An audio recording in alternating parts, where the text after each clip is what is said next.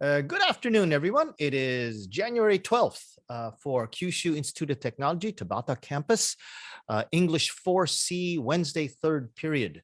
Thank you for coming along today. We have only, believe it or not, today's the 12th, 1, 2, 3 classes left. There are only 3 classes left, and then the last one after that is the final exam. So these are the last 3 days that you have to finish up your assignments. There are a couple of assignments here that are due in February, but we don't have much left in this semester. Okay, but let's look at today. Let's see. First, you have your textbook task answers. That's not too different from what you usually have. You do those, you download that after you do your class 11 homework, and you've got homework this week as well too, but I'll tell you about that in just a second. Now, this is something that's new today. This is the freshman speech contest. And in the freshman speech contest, all you have to do is just choose the person that you think had the best English speech. And let me tell you how to do that. So first of all, you should know this. I want you to do this before February 2nd. So you have some time. You can watch maybe one video a day and then take your notes, or if you want to, you can do it all day, but you have until February 2nd. So really only about less than 3 weeks, about 2.5 weeks to do this. Okay. Now, what do? Well, first, this link right here inside the freshman speech contest description, click that.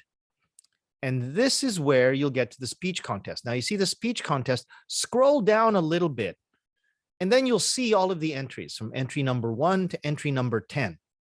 Now, these are the 10 people that the professors at Kyushu Institute of Technology thought made the best English speeches among the freshmen. Now, each one of these goes to a video. So for example, if you click this, this will go to a video of this person's speech. If you go back, you'll go to the next person's video and you'll see their speech. Okay, so all of these, watch them all and choose the one that you like. Now, if you need a hint as to what you should be looking for, you can look at this sheet, and this will be downloaded to your computer, and then you can look at it this way. Okay, hang on, let me just change this share. And it'll look like this. This is that speech contest evaluation sheet.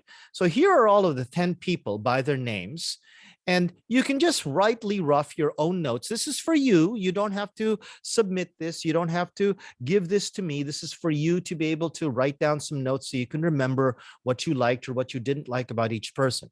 If you want to know what your university thinks is important, we think content and organization, language use and syntax, grammar and accuracy, all of these things are important. And then you can use these numbers, get yourself an average, okay? And then it'll tell you which of these people were the best ones. And you can list them up here. This is a random entry, so you don't have to make this the same order. Whatever you think is the best person, whoever is number 1, okay, well, then that's fine. And it's your choice. So you go back, let me go back to Moodle. Go back to Moodle, okay? Once you've watched all of this and you've chosen the person that you want to choose, what you do is you choose this link for choose the best speaker under the megaphone, and click this, and you got to click one more button, okay? Answer the questions, okay?